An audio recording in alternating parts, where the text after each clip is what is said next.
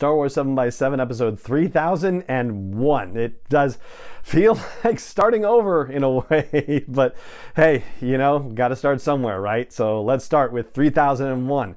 So the Andor series drops today. In fact, it comes out on Disney Plus, the first 3 episodes, right when this podcast episode drops, but we're gonna stay in non-spoiler territory for one day more, just in case you haven't had the opportunity to see the episodes yet, and we're gonna talk about the back half of the Rogue One novelization and Cassian Andor and Mon Mothma and a couple other folks as well.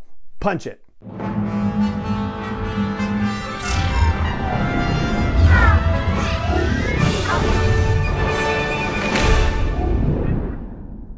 Hey Rebel Rouser, I'm Alan Voivod and this is Star Wars 7x7, your daily dose of Star Wars joy, and thank you so much for joining me for it.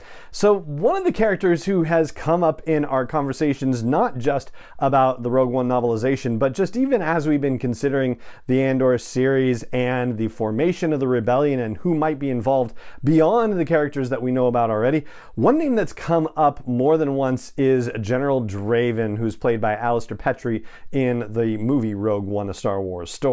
There are a couple of things about his time in the Rogue One novelization that I think are worth discussing, and he should be showing up in this series at some point in the Andor series, maybe in season 2, possibly in season 1, but definitely season 2 is the more likely scenario.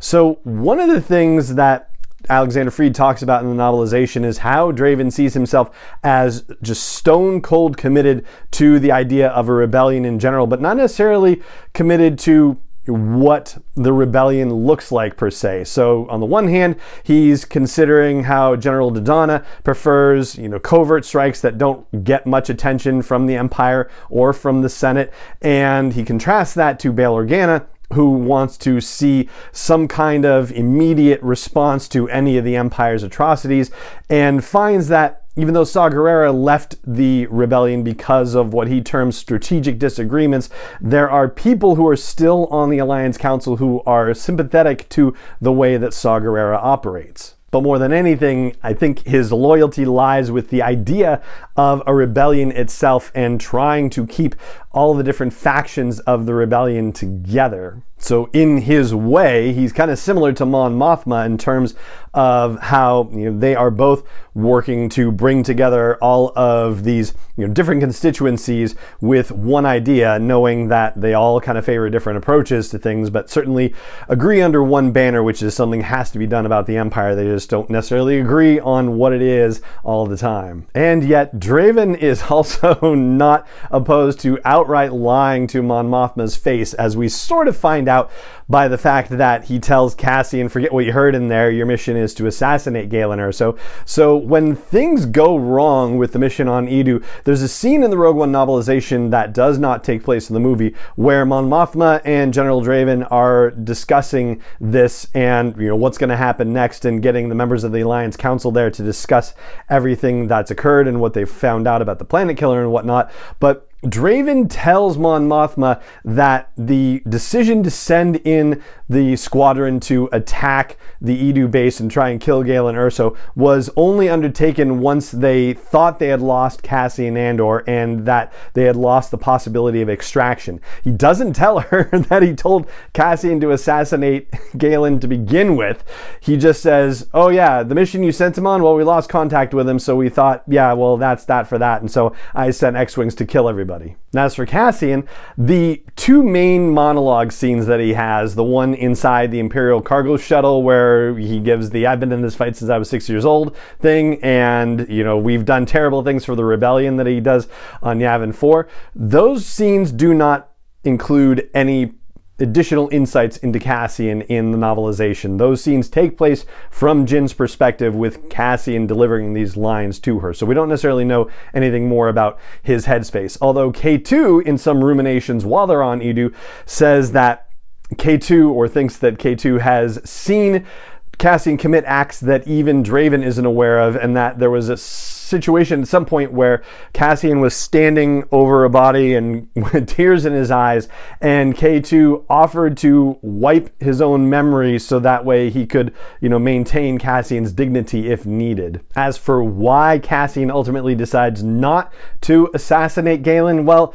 it's not 138% clear. He's up on that ridge, and he actually doesn't have as much time to get the shot as we see in the movie. It certainly looks like he has more opportunities in the movie than what's depicted in the novelization, but he has a lot of time to ruminate about Jyn and about what she's been through, and I think he is equating some of what she's been through to what he's been through in his life. And there's a moment where he's looking through the scope and sees Galen, but only sees Jyn's face, Jyn's eyes, and just has to put the rifle down at that moment. He reflects to himself that he's killed worse people in this galaxy, but he was tired of not answering for crimes he'd committed. Then the only other Cassian thing I want to flag for you is something that happens in his, narrative in the elevator on the way down to the beach at the very end of Rogue One.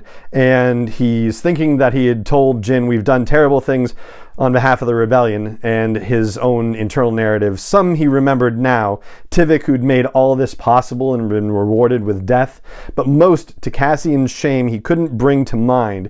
He'd bartered his ideals and the lives of others away, one by one, to find a victory that would make it all worthwhile. So let's keep an eye out for that and see how Cassian fulfills that passage as we go through the Andor series. There's also some backstory on Mon Mothma in here that I find particularly interesting, and I think you might as well. There's a whole passage here which goes, at the age of 15, during the winter when she discovered smashball romance and her parents' profound imperfections, Mon Mothma decided to devote her life to studying history, decided to turn her back on her family's political dynasty and to spend her days in a cramped study reading thousand-year-old diaries and letters and cargo manifests until her eyes burned. She would be detective, coroner, and philosopher all at once, examining means and motive and cause of death for entire civilizations. And the passage goes on to say that she never did, of course, become a historian, and by the next summer her moment of rebellion had been forgotten.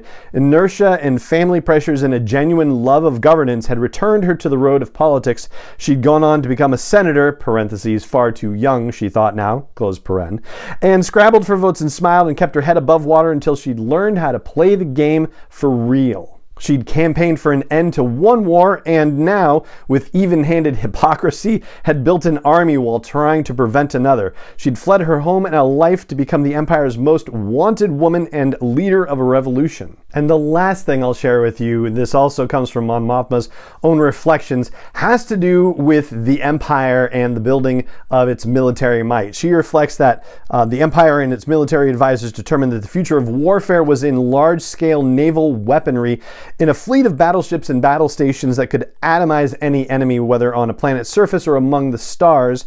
They rebuilt a military not for precision strikes but for hammer blows, a military that could counter the interstellar movement of any mobile infantry that an uprising might field. As a result, she reflects, in the early years of what would become our rebellion, there was little coordination among insurgent cells, yet each on its own understood the need to obtain starships for military strikes and transport. And as a result, they would also need to establish an underground network of legitimate merchants and smugglers to be able to get starship parts to keep their modest fleet up and running. So I think it's entirely possible that we might see something about that in the Andor series as well. Those efforts to get ships moving, to create a fleet, and get the supply chain running for them too, that could also play a factor in what we see in the Andor series. And that's what I've got for you for this episode of the show, and we'll start talking about the Andor series for real starting tomorrow. But for now, that's going to do it for this episode of the show, and it just remains for me to say thank you so much for joining me for it as always,